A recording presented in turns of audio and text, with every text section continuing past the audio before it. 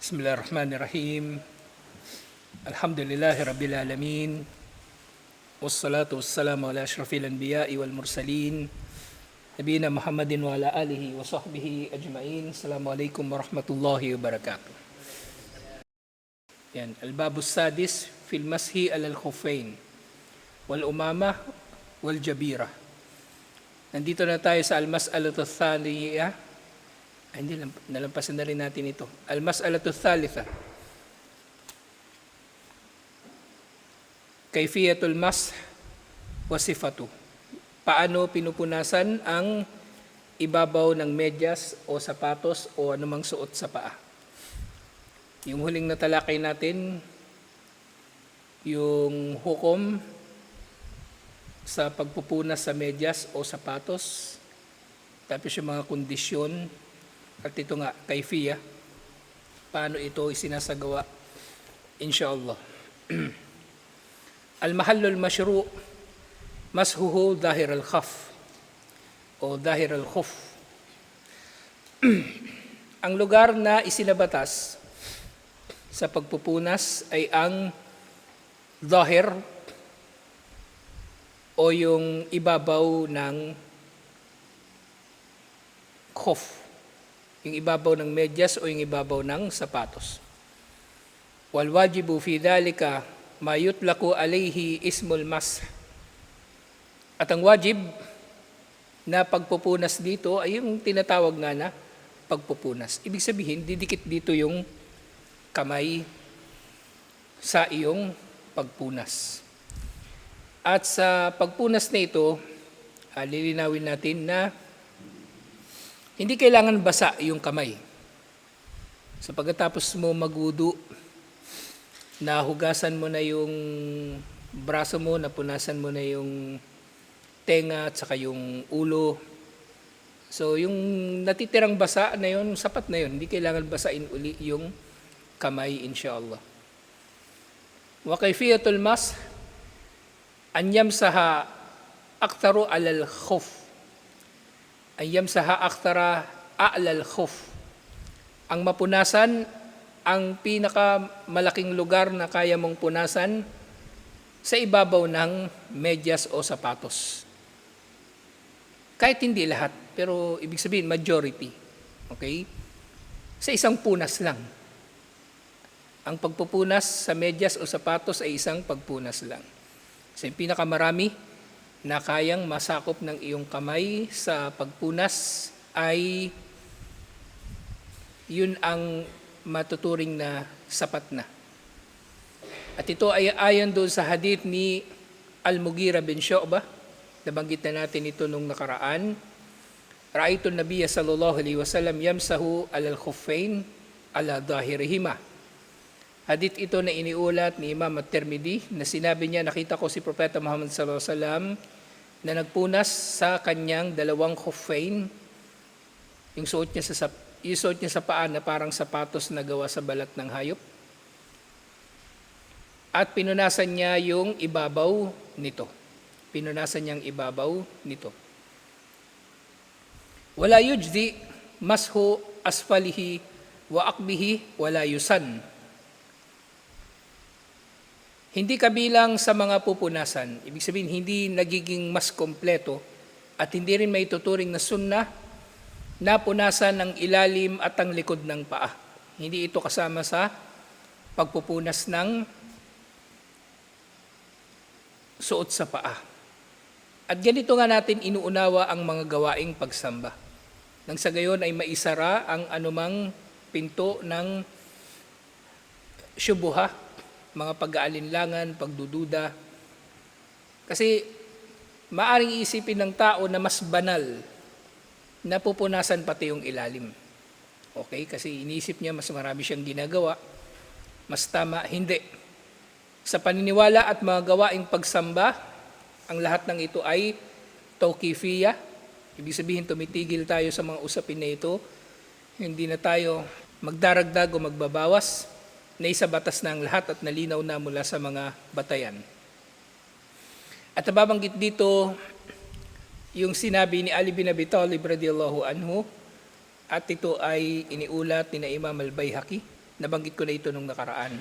Isa itong napakahalagang kaida sa Islam pagdating sa kung paano natin uunawain ang mga batayan pagdating sa mga paniniwala at mga gawaing pagsamba. Sinabi niya, radiyallahu anhu, "Law kana ad-dina bir-ra'yi, lakana asfal al-khuf, awla bil mashi min a'lah." Kung ang relihiyon ay nakasalalay sa pananaw ng tao, ang ilalim ng medyas ay higit na karapat-dapat na punasan kaysa sa ibabaw nito. Diba? Kasi ang ilalim, yun yung marumi, yun yung ipinangaapak kapag ikaw ay naglalakad. Pero hindi yun ang pinupunasan. Ang pinupunasan, yung nasa ibabaw dahil yun ang nasa sunnah. At itatanong ninyo bakit iniulat itong sinabi ni Ali bin Abi Talib sa libro ng mga hadith? Kasi ito ay hadith din. Dahil karugtong nito sinabi ni Ali bin Abi Talib, "Waqad ra'aytu an-nabiyya sallallahu alaihi wasallam yamsahu ala dhahiri khaffihi." Ala dhahiri kuffihi. Nakita ko si Propeta Muhammad sallallahu alaihi wasallam na nagpupunas sa ibabaw ng kanyang khuf, sa ibabaw ng kanyang suot sa paa. Walau jama'a bainal a'la wal asfal sahha ma'al kiraha. Pero sinasabi rin ng ibang mga scholar, kung merong tao na pupunasan niya ang ibabaw at isasama niya ang ilalim, ito ay tama pa rin inshallah pero makruh. Makruh.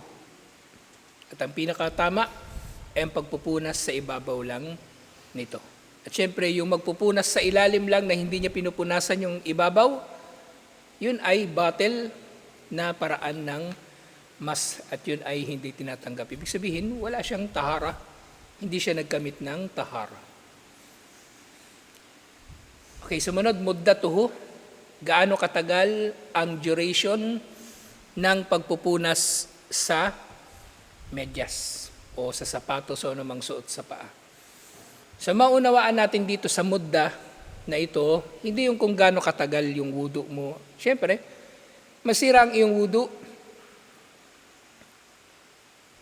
kapag nakagawa ka ng nakasira ng wudu. Yung hadath, anong hadath yun?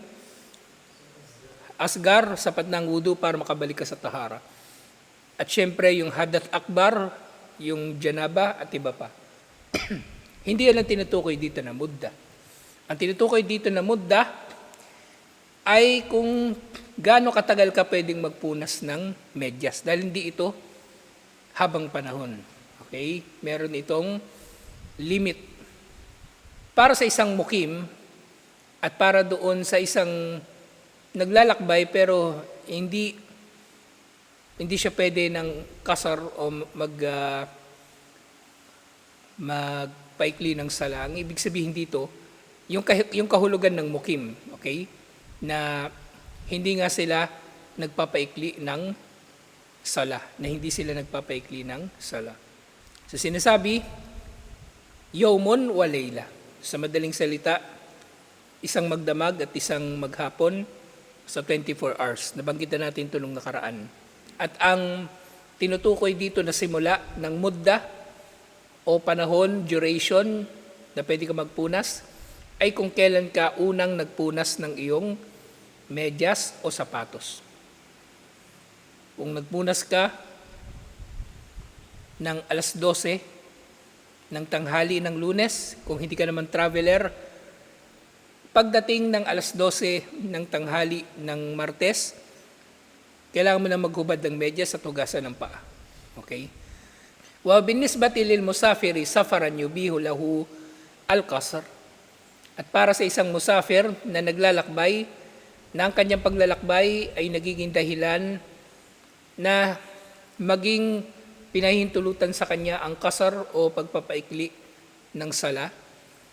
So dito, nabanggit kanina safar din yung isa, yung mukim. Maaaring naglalakbay yung mukim, di ba? Pero hindi naman siya lumalampas sa hudud o hangganan ng kanyang bayan. Kahit paikot-ikot pa siya. So siya ay may tuturing pa rin na mukim at hindi musafir. Pero yung musafir, siya yung may tuturing na musafir kapag pinahintulutan na sa kanya magpaikli ng sala. Sinasabi, 3 ayyam bilayaliha. 3 araw at ang mga gabi nito. Ibig sabihin, 3 maghapon, 3 magdamag. So kung ang tao ay nagpunas, unang beses nagpunas ng kanyang medyas, ng Lunes ng tanghali, ang magiging limit nito ay Huwebes ng tanghali. Tuesday, Wednesday, Thursday. Sa Huwebes ng tanghali, kailangan na niyang hubarin ng kanyang medyas. Okay? Kailangan na niyang hubarin ng kanyang medyas. At merong hadith na iniulat ni Imam Muslim, Ja'ala Rasulullah sallallahu alaihi wasallam 3 ayyam wa layalihinna lil musafir. Tinulot ni Propeta Muhammad sallallahu alaihi wasallam ang 3 araw at 3 gabi para sa musafir, wa yawman wa layla lil mukim. At isang maghapon at isang magdamag para sa hindi naglalakbay. Okay? Ngayon halimbawa, di ba sample nga natin, practical na sample yun, di ba? So naligo ka ng umaga, alas 6, tapos pumasok, siyempre nasa tahara ka na, tapos nagmedyas ka, pumasok ka sa eskwelahan, nag-CR ka ng tanghali, nagwudu ka ng tanghali, alas 12, nagpunas ka sa medyas mo. So kung hindi ka musafir, Martes ng alas 12, hanggang sa oras na yun ay pwede ka magpunas ng medyas, pero may kondisyon yun. Ganyan din sa musafir, na sa loob ng panahon na yan, hindi mo hinubad yung medyas mo. Okay? Kailangan hindi mo hinubad yung medyas mo. Intindihan nyo? Natulog kayo, halimbawa, hindi nyo hinubad yung medyas, so pwede siyang aabot ng 24 hours. Pero ang hinubad nyo sa gabi, pag-uwi nyo, tapos medyas uli kayo nung Martes ng umaga, nagpunas kayo ng tanghali ng Martes ng umaga, panibagong bilang yun. Okay? Kada paghubad ng medyas ay panibagong bilang ng oras o araw, inshallah. Ngayon, meron bang taong ganun? Na hindi naman siya traveler pero tumatagal yung medyas niya ng 24 hours? Meron naman, may taong ganun na hindi talaga naguhubad ng medyas. Depende sa tao. Pang si Ismail, minsan napansin, naguhukay ng, di ba, naguhukay tayo doon, nakamedyas pa. May taong ganun eh. So, pwedeng mangyari na yung musafir, hindi musafir ay nakamedyas siya, naabuti ng 24 hours, tapos natutulog siya nakamedyas, na hindi niya nahuhubad, pwede yun. Kung sa musafir, pwede. Kasi may mga biyahe na matagal. Bibiyahe ka ng galing Maynila, papuntang Mindanao, sasakay ka ng bus, abutin yun ng ilang gabi. So pwedeng aabot ng 3 araw, inshallah. Al-mas'alatul khamisa, mubtilatuhu. Ang mga nakakasira ng pagpupunas sa medyas. Ang ibig sabihin dito, sa susunod na kailangan mong makabalik sa tahara, kailangan mo nang hubarin talaga yung medyas at hugasan ng paa. Okay? So ito ay merong 4 na nakakasira nung mashul khuffain, ibig sabihin kailangan mo nang hugasan ng iyong paa at syempre hubarin mo yung medyas mo. Idha hasala ma yujabul ghusl batal al mas. Kapag nasira ang iyong tahara sa pamagitan ng janaba at iba pang hadath akbar. So para makabalik ka sa tahara, kailangan mo ng maligo, syempre, di ba? At hindi ka naman pwede maligo na nakamedyas. So, hubarin mo yung medyas mo, maligo ka, hugasan yung paa, at pag nasa tahara ka na magmedyas ka, so mula doon, ay pwede ka na magpunas ng medyas, inshallah. May naligo ba rito nakamedyas? Ikaw? So, merong hadith, iniulat ito ni Imam Ahmad, kana nabiya, sallallahu alaihi wasallam, ya'muruna idha kana safaran alla nunzi'u khafafina 3 ayyam wa layalihinna illa min janaba. So iniulat ito ni Safwan, inutos sa amin ni Propeta Muhammad sallallahu alaihi wasallam na kapag kami nasa paglalakbay, na hindi namin huhubarin ang aming mga suot sa paa ng 3 araw at 3 gabi, liban na lang para sa janaba. Ibig sabihin, kapag sa janaba, maliligo, kailangan hugasan ng paa. Hindi pwede yung maliligo yung tao, hindi niya babasain yung paa niya na may medyas, tapos pupunasan na lang niya sa ibabaw. Hindi pwede. Pangalawa, idadahara ba'da mahallil fard,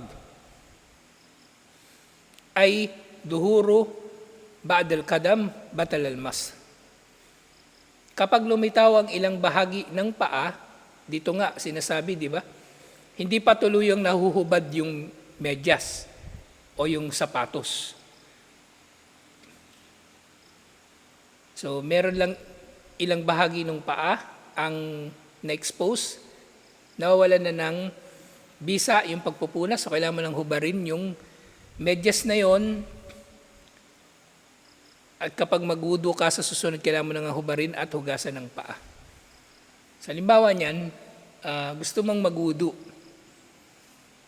Tapos, huhubarin mo na yung medyas mo, kalahati, nahubad mo na. Tapos, bigla mo naisip, pwede ko palang punasan to kasi sinuot ko to na meron akong tahara. So, kailangan mo nang tanggalin yun totally, tapos hugasan mo ang iyong paa. Okay? Ngayon, sasabihin nyo, nakalimot naman. So dito, hindi applicable dito yung pagkalimot. Kasi tahara ito. Di ba naalala nyo yung hadith, yung merong hindi nabasa sa kanyang siko, pinaulit ni propeta sa paa. Hindi na, may maliit na parte nung siko niya o nung paa yung hindi nabasa, pinaulit sa kanya yung wudu. Hindi niya yung sinasadya, pero pinaulit sa kanya ang kanyang wudu. Pinaulit sa kanya ang kanyang wudu. Kasi tahara ito. Ang tahara, siya yung pinakabinibigyang diin sa mga kondisyon ng sala. Nagsala ka, nakalimutan mo, wala ka palang wudu. Hindi pwede. Hindi rin pwede. Kasi ang tahara ay kondisyon ng sala. So, kailangan mong magwudu, ulitin ang sala. Kailangan mong magwudu, ulitin ang sala. At dito nga, sa pagkakahubad ng kahit partial, lalo naman yung talagang hinubad na totally yung medyas o sapatos. Na yung pangatlo, naz'ul khuffaini yubtilul mas. Ang paghuhubad ng medyas o suot sa paa ay sumisira o nagpapawalang bisa sa mas sa pagpupunas. Wa naza'u ahadil khuffain kanaz'ihima fi qawli akthari ahli al-ilm. At syempre, kung halimbawa totally nahubad yung isa natira, pareho lang, sira pa rin yung kumbaga mawala ng bisa yung pagpupunas sa medyas, kailangan mong hubarin ito at hugasan ng paa. Kasi nga kanina, yun lang mahubad siya ng partial, kalahati ng paa, na wawalan ng saysay, edi mas matindi, mas mabigat yung pagkahubad ng buong medyas. Intindihan nyo? Mas mabigat yung pagkahubad ng medyas. Pangapat, inkida'u muddatil mas mubtilun lahu. Ang paglipas ng oras, ng panahon na pinahintulutan ng pagpupunas sa medyas, yung tinukoy natin kanina, 24 hours para sa hindi naglalakbay at 72 hours, 3 araw, 3 gabi sa naglalakbay. Lianna al-mas muakkatun bizamanin muayyan min kibali syari.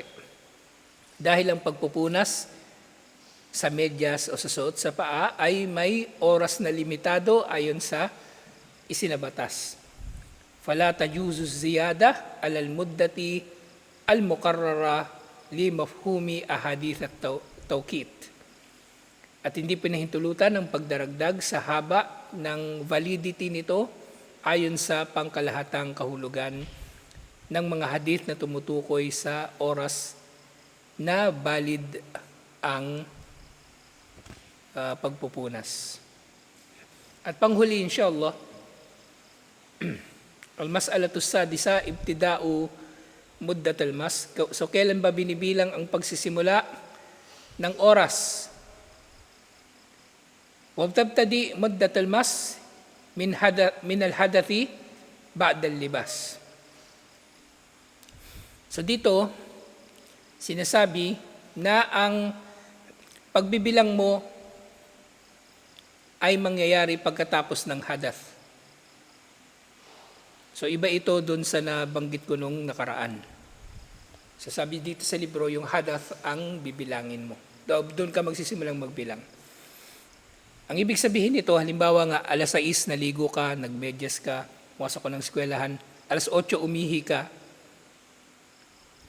So ayon dito, bibilangin mo siya sa alas 8. Ibig sabihin, bukas ng alas 8 ng umaga, kung Lunes ka nagsuot ng medyas, alas 8 ng Martes, masisira yung validity ng pagpupunas sa medyas. Pero yung sinasabi ko, yun ay pananaw ng ibang mga scholar ng pagbibilang ay sa unang pagpahid.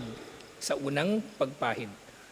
Nakatuloy nga halimbawa dito, kaman tawadda ali salatul fajr, tulad ng nagwudu para sa salatul fajr, wala bisal khuffain at nagsuot siya ng dalawang medyas, wa ba'da tulu'i syamsi ahdath, at pagkatapos ng pagsikat ng araw ay nasira ang kanyang wudu. Walam yatawadda.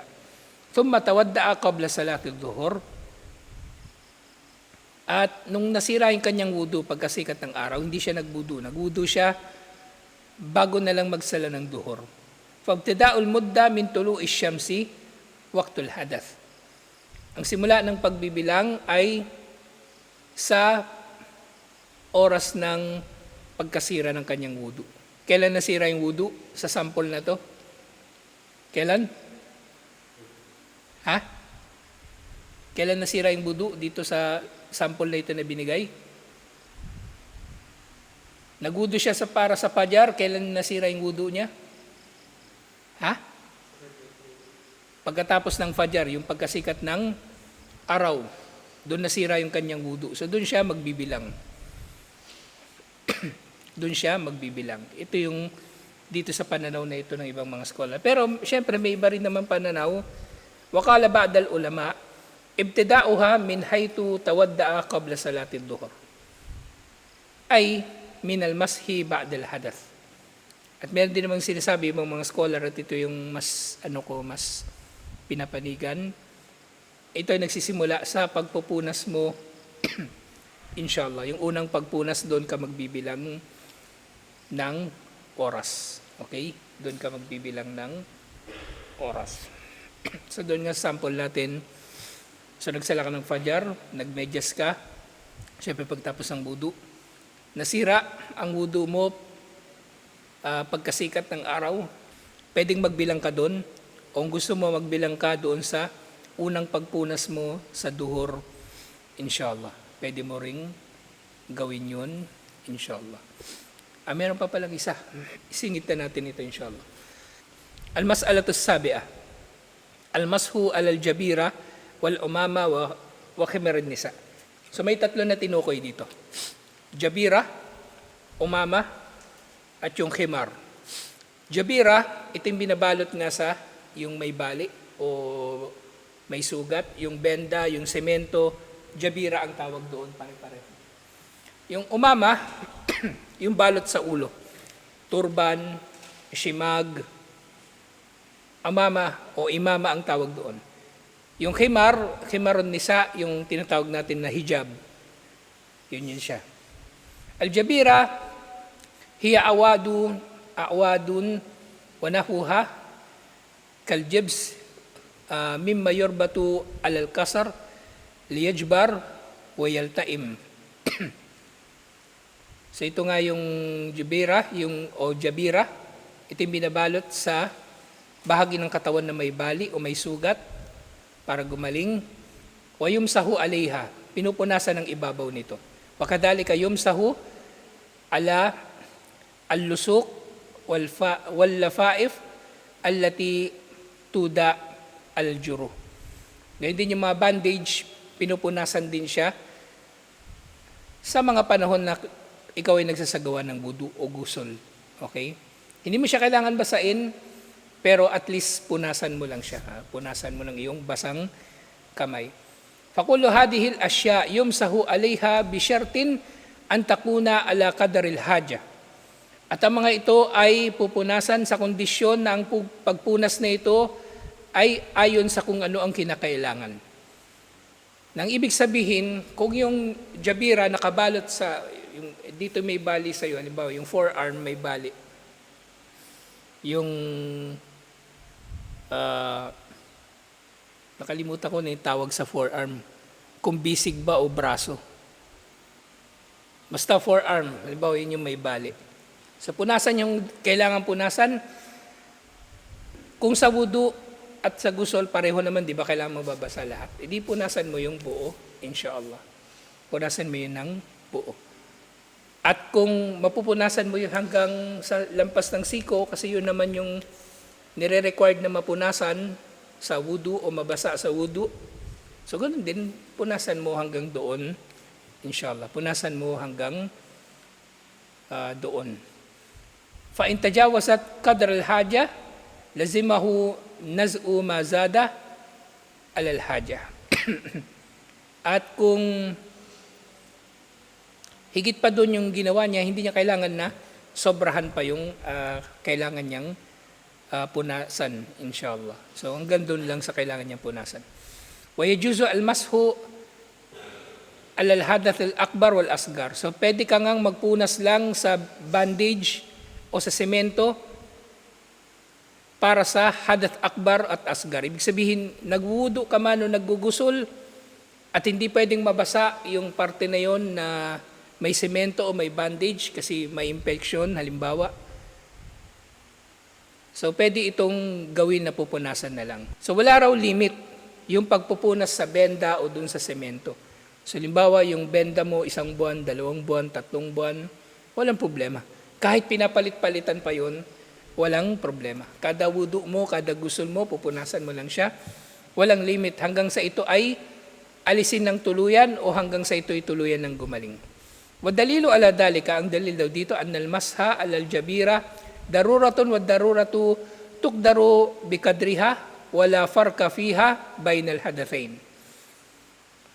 Darura daw yung jabira, yung binabalot na benda o semento sa parte ng katawan na may injury, darura, matinding pangangailangan.